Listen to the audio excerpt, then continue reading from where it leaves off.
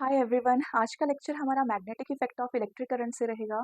इसमें हम एक क्वेश्चन सॉल्व करेंगे और ये क्वेश्चन आपका जेईई एडवांस का है। ठीक है। क्वेश्चन सॉल्व करने से पहले हम कुछ बेसिक फॉर्मूले देखेंगे। मान लीजिए बेटा, आपके पास एक फाइनाइट लेंथ की वायर है जिसमें से करंट आई फ्लो कर रहा है। इस वायर से एक पॉइंट, ठीक है, जो कि मान लीजिए ए डिस्टेंस पर सिचुएटेड है, इस कंडक्टर की वजह से इस पॉइंट पर मैग्नेटिक फील्ड की वैल्यू क्या होगी। मान लीजिए बेटा, ये पॉइंट पी वायर के एक एंड पर फाई वन एंगल फॉर्म कर रहा है और ये सेम पॉइंट दूसरे एंड पर फाई टू एंगल फॉर्म कर रहा है। ठीक है। तो इस करंट कैरिंग कंडक्टर की वजह से इस पॉइंट पर मैग्नेटिक फील्ड की वैल्यू होगी mu not over 4 pi I over A into sine phi one plus sine phi two. ठीक है। अगर फाइनाइट लेंथ की वायर आपके पास दे रखी है तो इस कंडक्टर की वजह से इस पॉइंट पर मैग्नेटिक फील्ड इंडक्शन की वैल्यू होगी mu not over 4 pi I over A sine phi one plus sine phi two के इक्वल। अगर कंडक्टर इनफाइनाइटली लॉन्ग स्ट्रेट है, ठीक है, अगर इनफाइनाइटली कंडक्टर की लेंथ है तो उस कंडक्टर की वजह से इस पॉइंट पर मैग्नेटिक फील्ड की वैल्यू होगी mu not I divided by 4 pi A sine 90 plus sine 90। ठीक है। फाई वन और फाई टू हो जाता है 90 के इक्वल। तो बी आपके पास आएगा 1/2 पाई ए म्यू नॉट इंटू आई। यहाँ पे साइन 90 प्लस साइन 90 टू के इक्वल हो जाएगा। टू फोर से हम कैंसिल कर देंगे और ये बचेगा आपके पास mu not I divided by 2 pi A के इक्वल। ठीक है। अब आते हैं बेटा क्वेश्चन पे। क्वेश्चन में आपके पास गिवन है a current of 1 ampere is flowing in the sides of an equilateral triangle of side 4.5 into 10 raised to the power minus 2 meters. Find the magnetic field at the centroid of the triangle. आपके पास एक conductor को हमने एक triangular conductor में change कर दिया है। ठीक है। ट्रायंगुलर लूप में हमने कंडक्टर को चेंज कर दिया है और ट्रायंगल की साइड आपके पास दे रखी है 4.5 into 10 raise to the power minus 2 के equal. Length of the triangle is 4.5 into 10 raise to the minus 2। Find the magnetic field at the centroid of the triangle. हमें इस करंट कैरिंग लूप की वजह से central point पर magnetic field induction की value निकालनी होगी। ठीक है।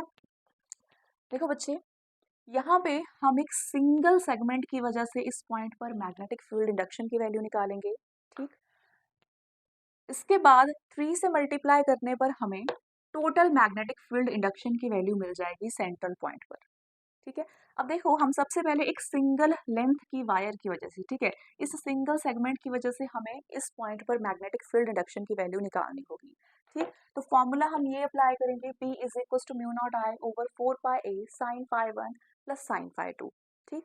तो देखो बच्चे, यहाँ से लेकर इस पॉइंट तक का डिस्टेंस ये है ए, ये परपेंडिकुलर डिस्टेंस है। ठीक।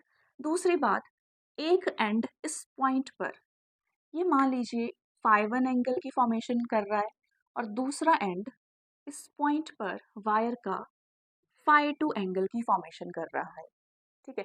हमें फाई वन फाई टू की वैल्यू पता होनी चाहिए और साथ में हमें ए परपेंडिकुलर की वैल्यू पता होनी चाहिए। ठीक है। ये सारी वैल्यूज हम इस इक्वेशन में पुट करेंगे और उससे हमें सिंगल एलिमेंट की वजह से इस पॉइंट पर मैग्नेटिक फील्ड की वैल्यू मिल जाएगी। ठीक है। अब देखो बच्चे, ए परपेंडिकुलर और फाई वन और फाई टू की वैल्यू क्या होगी। यहाँ पे अगर आपके पास इस तरह से ट्राइंगल है, सेंटर पर 360 डिग्री का एंगल फॉर्म हो रहा है, राइट। अब टोटल नंबर ऑफ साइड्स हैं 1 2 3। 360 डिवाइडेड बाय 3 यानी कि 120, यानी कि एक सिंगल साइड, राइट, एक सिंगल जो साइड होगी वो सेंटर पर 120 डिग्री का एंगल फॉर्म करेगी। ठीक है। सिंगल साइड इस सेंट्रल पॉइंट पर 120 डिग्री का एंगल फॉर्म करेगी, दूसरी साइड भी 120 डिग्री का एंगल फॉर्म करेगी और तीसरी साइड भी सेंटर पर 120 डिग्री का एंगल फॉर्म करेगी। 120 प्लस 120 प्लस 120 टोटल बनेगा 360 डिग्री के इक्वल। यानी कि यहाँ पर ये टोटल एंगल, ये पूरा एंगल है 120 डिग्री के इक्वल। ठीक है। ये पूरा एंगल 120 डिग्री के इक्वल है, तो यानी कि इसको हाफ करूंगी मैं तो ये बनेगा 60 डिग्री के इक्वल। ठीक है। तो ये एंगल भी आपके पास 60 और 60 के इक्वल आएगा, राइट। तो एक एंगल फाई वन 60 डिग्री के इक्वल है, जबकि फाई टू आपके पास 60 डिग्री के इक्वल है। ठीक है, तो एक बात हमें पता चली कि φ1 is 60 degree, also φ2 is equals to 60 degree. Reason मैंने आपको बता दिया यहाँ पे, राइट।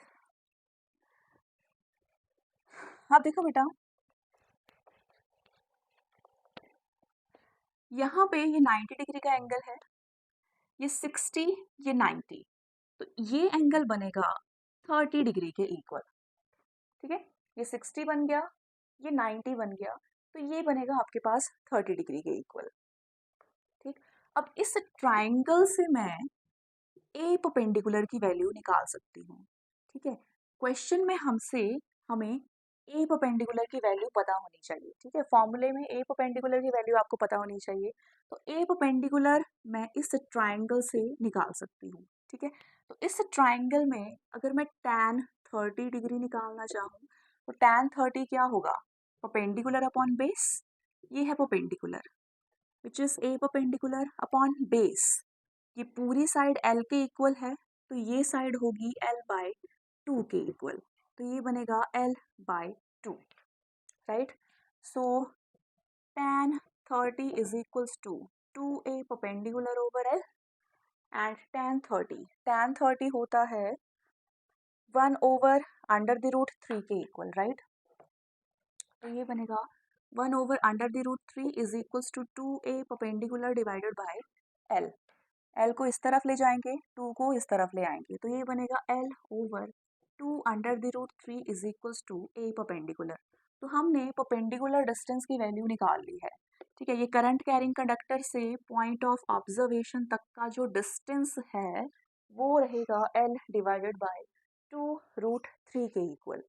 ठीक है, अब देखो बच्चे, ए परपेंडिकुलर की वैल्यू हमें पता है, φ1 और φ2 की वैल्यू हमें पता है, डायरेक्टली इस इक्वेशन में हम वैल्यूज पुट करके अपना मैग्नेटिक फील्ड इंडक्शन की वैल्यू निकाल सकते हैं। ठीक है, so magnetic field induction at point P due to AC ये होगा mu not over 4 pi I over A into sine φ1 plus sine φ2, right. Mu not over 4 pi 10 raise to the power -7 के equal होता है। I current 1 ampere के equal दे रखी है, divided by a आपके पास गिवन है L divided by 2 square root of 3 and sine φ1 is 60, also φ2 is also 60 degree. ठीक, तो ये बनेगा 10 raise to the power -7 divided by L, ये ऊपर चला जाएगा न्यूमरेटर में, सो 2 रूट 3 साइन 60 ये होगा root 3 by 2 plus root 3 by 2 के इक्वल, राइट। अब देखो बच्चे, यहाँ पे L की वैल्यू हम पुट करेंगे 4.5 into 10 raise to the power -2 के इक्वल, तो ये बनेगा 2 root 3 into 10 raise to the power -7 and L आपके पास है 4.5 into 10 raise to the power -2 के इक्वल। अच्छा, root 3 by 2 plus root 3 by 2, तो ये होगा 2 रूट 3 बाय 2। जैसे x plus x 2 times of x होता है, वैसे ही root 3 by 2 plus root 3 by 2, ये हो जाएगा 2 टाइम्स ऑफ रूट 3 बाय 2 के इक्वल। ठीक, तो 2 से 2 कैंसिल एंड यहाँ पे रूट 3 इंटू रूट 3, ठीक है, रूट 3 इंटू रूट 3 ये 3 के इक्वल होता है, तो ये इक्वेशन आपके पास बनी 2 इंटू 3 इंटू, अच्छा -2 से यहाँ पे -7 में कैंसिल कर सकती हूँ, तो न्यूमरेटर में बचेगा खाली 10 रेज टू द पावर -5। ठीक है, 2 से 1 मतलब पावर मैंने कैंसिल कर दी, 10 रेज टू द पावर -5 यहाँ पे खाली बचेगा रूट 3 इंटू रूट 3 के इक्वल, और डिनोमिनेटर में बचेगा सिर्फ 4.5। ठीक, तो ये बचा 3 2 ज़ा 6 into 10 raise to the power -5 divided by 4.5, right. तो यहाँ पे ठीक, तो देखो बेटा, ये आई B1 की वैल्यू। ठीक है, ये है मैग्नेटिक फील्ड इस सिंगल लेंथ की वजह से। ठीक है, इस सिंगल एलिमेंट की वजह से इस पॉइंट पे हमने मैग्नेटिक फील्ड की वैल्यू निकाल ली है। हमसे इस पूरे लूप की वजह से इस पॉइंट पर मैग्नेटिक फील्ड की वैल्यू पूछी है। ठीक है, तो टोटल हम निकाल सकते हैं इस इक्वेशन को 3 से मल्टीप्लाई करके, क्योंकि करंट इस तरफ जा रही है, यानी कि फर्स्ट एलिमेंट की वजह से इस पॉइंट पर मैग्नेटिक फील्ड की डायरेक्शन इनवर्ड होगी, ए बी की वजह से इस पॉइंट पर मैग्नेटिक फील्ड की डायरेक्शन इनवर्ड होगी, और बी सी की वजह से इस पॉइंट पर मैग्नेटिक फील्ड की डायरेक्शन अगेन इनवर्ड होगी। ठीक है, इस तरह से इनवर्ड रहेगी, यानी कि पी पॉइंट पर टोटल मैग्नेटिक फील्ड की value, total magnetic field B total, ये होगा magnetic field due to A C plus magnetic field due to A B plus magnetic field at point P due to B C. ठीक, या फिर लिखा जा सकता है total magnetic field is 3 times of magnetic field at point P due to A C. Right, तो ये बनेगा 3 into magnetic field due to A C, जो है 6 इंटू 10⁻⁻5 डिवाइडेड बाय 4.5। राइट, तो ये आ गई बी टोटल की वैल्यू। अब देखो बेटा, यहाँ पे डेसिमल हटा के मैं यहाँ पे 0 लगा सकती हूँ, तो ये बनेगा 3 into 60 into 10⁻⁻5 divided by 45। Right, तो ये बना 3 वन ज़ा 3 and 5।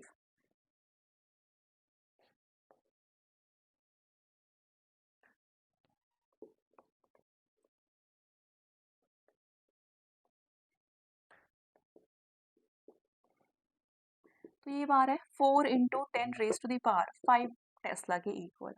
So total magnetic field at point P due to this triangular loop is 4 into 10⁻⁻5 Tesla.